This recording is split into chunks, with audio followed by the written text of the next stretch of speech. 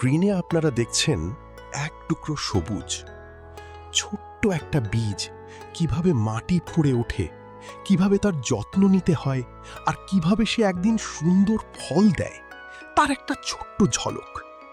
কিন্তু আজ আমি আপনাদের সাথে শুধু বেগুন বা বাগানের পরিচর্যা নিয়ে কথা বলতে আসিনি। আজ আমি আপনাদের সাথে জীবন নিয়ে কিছু কথা ভাগ করে নিতে চাই। এই যে স্ক্রিনে গাছগুলো দেখছেন, এরা কিন্তু আমাকে প্রতিদিন একটা দারুণ জিনিস শেখায়। কি জানেন? ধৈর্য এবং বিশ্বাস। চলুন আজ আপনাদের একটা গল্প বলি।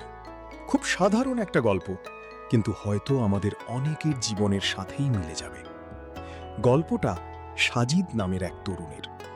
সে ছোটবেলা থেকেই শুনে বড় হয়েছে, ভালো করে পড়াশুনো করো, একটা ভালো চাকরি পেতে হবে, গলায় একটা আইডি কার্ড না ঝোলালে জীবনে কোনো দাম নেই। সাজিদ কথা শুনেছিল। সে খুব ভালো রেজাল্ট করে বিশ্ববিদ্যালয় থেকে বের হলো। এরপর শুরু হলো তার আসল সংগ্রাম। একটা ফাইলের ভেতর এক গাদা সার্টিফিকেট নিয়ে এসে দিনের পর দিন, মাসের পর মাস চাকরির পেছনে ছুটতে লাগলো। ইন্টারভিউয়ের পর ইন্টারভিউ দেয়, কিন্তু চাকরি আর হয় না। ধীরে ধীরে হতাশা তাকে গ্রাস করতে লাগলো। তার মনে হতে লাগলো সে হয়তো অপদার্থ, তার দ্বারা কিছু হবে না। একদিন খুব মন খারাপ করে সাজিদ তার গ্রামের বাড়িতে এসে একটা পরিত্যক্ত জমিতে বসেছিল। চারদিকে আগাছা, মাটিগুলো শুকিয়ে কাঠ হয়ে আছে। ঠিক সেই মুহূর্তে তার মনে হলো, আমি কেন অন্যের অফিসে নিজের জায়গা খুঁজছি? আমার তো নিজেরই এক টুকরো জায়গা আছে। আমি যদি এই মৃতপ্রায় মাটিতে জীবন ফিরিয়ে আনতে পারি, তবে সেটাই কি আমার সবচেয়ে বড় অর্জন হবে না? সাজিদ সেদিন চাকরির চিন্তা মাথা থেকে ঝেড়ে ফেলল। সে শুরু করল নিজের জমিতে কৃষিকাজ। হ্যাঁ, প্রথমে অনেকেই হেসেছিল, বলেছিল মাস্টার্স পাশ করে ছেলেটা শেষমেশ চাষা হলো। কিন্তু সাজিদ কানে তোলেনি। সে তার সমস্ত মেধা, পরিশ্রম আর ভালোবাসা ঢেলে দিল ওই মাটিতে।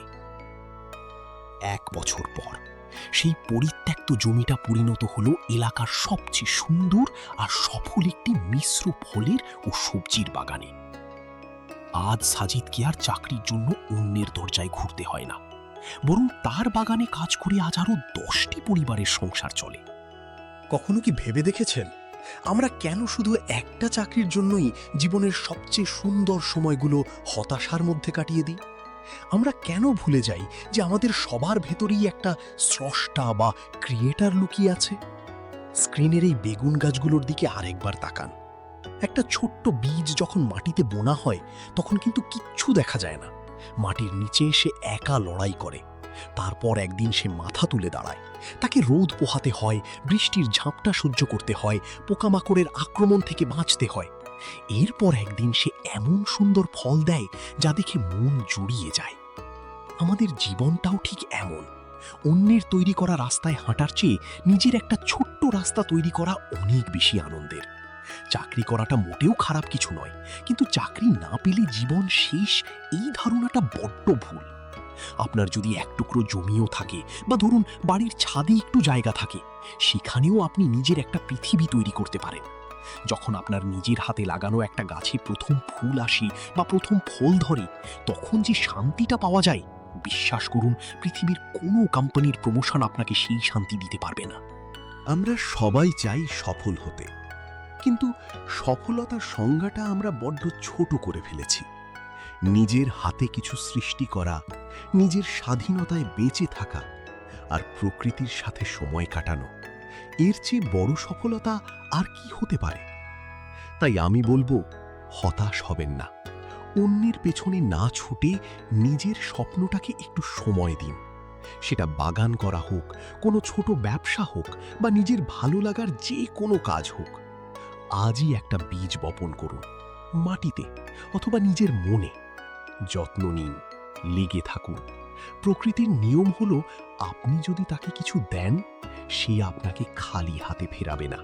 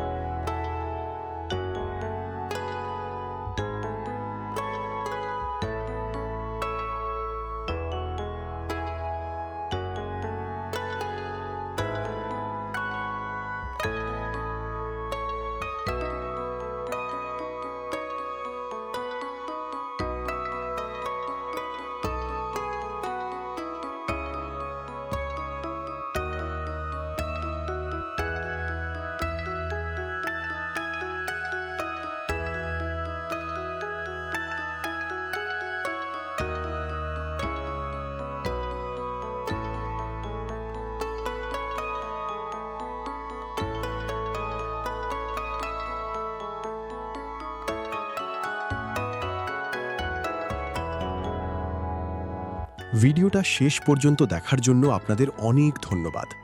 আশা করি স্ক্রিনের এই সবুজ আর আমার এই এলোমেলো কথাগুলো আপনাদের আজকের দিনটায় একটু হলেও প্রশান্তি এনে দিয়েছে। নিজের যত্ন নেবেন, প্রকৃতির কাছাকাছি থাকবেন। আর হ্যাঁ, যদি মনে হয় কথাগুলো আপনার মনের মতো ছিল, তবে চ্যানেলটার সাথে যুক্ত থাকতে পারেন। দেখা হবে পরের কোনো ভিডিওতে, নতুন কোনো সৃষ্টির গল্প নিয়ে। ভালো থাকবেন সবাই।